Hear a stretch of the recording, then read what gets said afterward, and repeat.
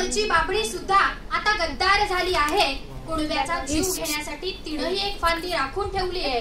फांदीवरती जेव्हा कुणब्याचं शरीर लटकत असतं तेव्हा तिथं बुजगावण्याशिवाय रडणारं सुद्धा कुणी नसतं। एवढ्या जळजळत्या शब्दांमध्ये इथल्या शेतकऱ्यांचं वास्तव मांडणारी नितीन चंदन शिवेंची हीच कविता शेतकऱ्यांची स्थिती कधी बदलेल या सुराचा प्रश्न घेऊन गेली कित्येक वर्ष उत्तर मागत फिरतीये, परंतु ते उत्तर आजवर मिळालं नाही। शेतकऱ्यांची स्थितीही बदलली नाही, कारण हल्ली शेतीला कुणाचाही आधार उरलेला नाही। तेव्हा नेमकं त्याच आशयावर बोलण्याकरता उभी आहे मी स्पर्धक कोड क्रमांक 211 विषय मांडतीये शेती हरवलं रान सारं आधार कुणाचा नाही। मग आता ज्या अर्थी इथल्या शेतीच्या कथा आणि व्यथा ह्या विविध काव्य कविता आणि चारोळ्यांच्या माध्यमातून मांडल्या जातात, विविध वृत्तपत्रांच्या काही लेखांतूनही त्या समोर येतात आणि शेतीच्या वास्तवातली दाहकता सांगणाऱ्या अनेक पुस्तिकाही इथं प्रकाशित होतात, त्या अर्थी नक्कीच या कृषी प्रधान देशातल्या शेतीचं वास्तव हे महाभयंकर आहे आणि तेच वास्तव इथल्या शेतकऱ्यांच्या जगण्याला रोजच चटके देत असतं। मग ते चटके अगदी कृषी निविष्ठांचे गगनाला भिडलेले भाव असोत, शासकीय कार्यालय किंवा बँकांमध्ये कोणत्या न कोणत्या कारणावरून होणारी शेतकऱ्यांची अडवणूक असेल, इथल्या व्यापारी वर्गाकडून होणारी त्याची पिळवणूक असेल, शेतकऱ्यांच्या प्रामाणिक आयुष्याला कधी व्यसनाधीनतेचा तर कधी त्याच्या मरणाला फॅशन नावाचा लेबल लावणारी इथली राजकीय व्यवस्था असेल, किंवा कधीतरी शेतमालाचे भाव 4-2 रुपयानं वाढले म्हणून ब्रेकिंग न्यूजच्या नावाखाली त्याची कोंडी करणारा इथला मीडिया असेल, अशा कितीतरी गोष्टींमध्ये इथली शेती आणि इथले शेतकरी रोजच होरपळले जातात। त्यांच्या वाट्याला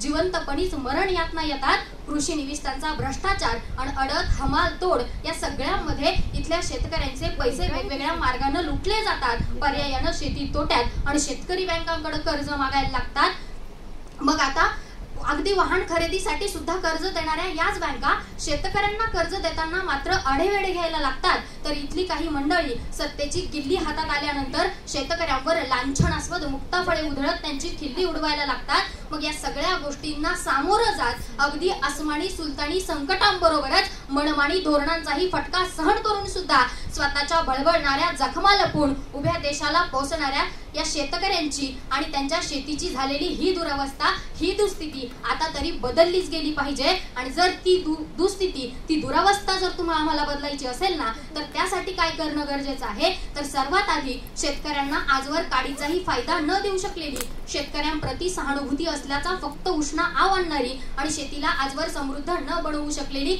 इथली सगळी ध्येय धोरणं आधी बदलली गेली पाहिजेत। कारण आजही इथल्या शेतकऱ्यांना रात्री बेरात्री शेताचा रस्ता धरावा लागतो। आमच्या ग्रामीण भागामध्ये आजही अखंडित वीज पुरवठा हा फक्त सणावाराच्या आणि स्वातंत्र्य दिनाच्या दिवशीच मिळतो। अहो 378 दिवस चाललेल्या त्या शेतकरी आंदोलनामध्ये शेतकऱ्यांना लाठीमार गोळीबार आणि पाणी हल्ल्यासारख्या गोष्टींना सामोरं जावं लागलं, परंतु हे सगळं होत असताना सुद्धा त्या आंदोलनातून परत येत असताना शेतकऱ्यांची सगळी तरणी ताटी पोरं तिथली सगळी स्वच्छता आणि साफसफाई करूनच घरी येतात। म्हणजेच काय, तर इथला शेतकरी लोकांची फक्त पोट भरण्याचं काम करत नाही, तर समाजामधल्या प्रत्येक घटकाबद्दल मनामध्ये असलेली प्रचंड आत्मीयता आबाधित ठेवण्याचं काम सुद्धा इथला शेतकरी वेळोवेळी करत असतो। परंतु दुर्दैवानं त्याच्याबद्दल मनामध्ये आत्मीयता बाळगणारा एकही घटक आता तुम्हाला आम्हाला इथं शिल्लक राहिलेला दिसत नाही आणि मग कुठेतरी वाटू लागतं की हरवलं रान सारं, शेतीला कुणाचाही आधार नाही। मग आता ज्या परिस्थितीमध्ये किंवा ज्या काळामध्ये शेती आणि शेतकरी हे दोघंही अगदी समृद्ध होते, त्या स्वराज्यामध्ये सुद्धा शेतकऱ्यांना वेळप्रसंगी वेळोवेळी अन्नधान्याची कोठारं खुली करून दिली जातात, परंतु त्याच शिवरायांचा वारसा सांगणाऱ्या या महाराष्ट्राच्या मातीत आज शेतमालाचे भाव काढून इथल्या व्यापाऱ्यांची गोडाऊन भरली जात आहेत। ही या देशातल्या शेतीची आणि शेतकऱ्यांची झालेली दुरावस्था आहे। मग आता या सगळ्या स्थितीच्या संदर्भानं सरकार मायबाप असतं ही जशी अंधश्रद्धा आहे ना, तशीच कायदे लोककल्याणासाठी असतात ही देखील मला अगदी अंधश्रद्धाच वाटायला लागते। आणि याच गोष्टीची प्रचिती देणाऱ्या कित्येक गोष्टी आज तुमच्या माझ्या समोर आहेत। म्हणजे बघा ना, थेट शेतीशी संबंधित असलेले 250 पेक्षाही अधिक कायदे परिशिष्ट 9 मध्ये टाकले गेले, जेणेकरून अनुच्छेद 31A आणि B नुसार परिशिष्ट 9 मध्ये टाकलेल्या कायद्यांविरुद्ध न्यायालयात जाता येत नाही, दादही मागता येत नाही। म्हणजे या लोकशाही देशात एकीकडे न्यायालयात दाद मागण्याचा अधिकार हा मूलभूत अधिकार मानला जातो आणि दुसरीकडे इथल्या शेतकऱ्यांकडून तोच अधिकार काढून घेतला जातो। मग हे सगळं भीषण वास्तव जवळून पाहिल्यानंतर एक गोष्ट प्रकर्षाने जाणवायला लागते की या व्यवस्थेच्या दृष्टिकोनातून शेतीला महत्त्वच दिलं जात नाही आणि आपसुकच ओठावर शब्द येतात की हरवलं रान सारं, शेतीला आधार कुणाचा नाही। आपल्या या देशामध्ये आज अन्न सुरक्षा कायदाही आहे आणि उभ्या पिकाची नासधुसडी करण्यापासून ते शेतकऱ्यांच्या जीवाला हानी पोहोचवण्याचा धोका निर्माण करणाऱ्या प्राण्यांसाठी सुद्धा अगदी वन्यजीव संरक्षण कायदा इथं आहे. पण तुमच्या माझ्या बापाच्या उभ्या जगाच्या पोशिंद्याच्या संरक्षणाचा एखादा कायदा तर सोडाच, अहो त्याच्या सुरक्षेची हमी देणारी आणि शेतीला समृद्ध बनवणारी साधी एकही गोष्ट आता इथं अस्तित्वात नाहीये. म्हणजे इथं स्वतंत्र रेल्वे अर्थसंकल्प जाहीर होतो, पण या कृषी प्रधान देशात कृषी अर्थसंकल्प मात्र जाहीर होत नाही. तो झाला पाहिजे. प्रत्येक रेल्वे स्टेशनवर वायफाय झोन निर्माण करण्यासाठीची विधेयकं इथं मांडली जातात, तशी आता गावागावात ऍग्रिकल्चर झोन निर्माण व्हावेत यासाठीची विधेयकं सुद्धा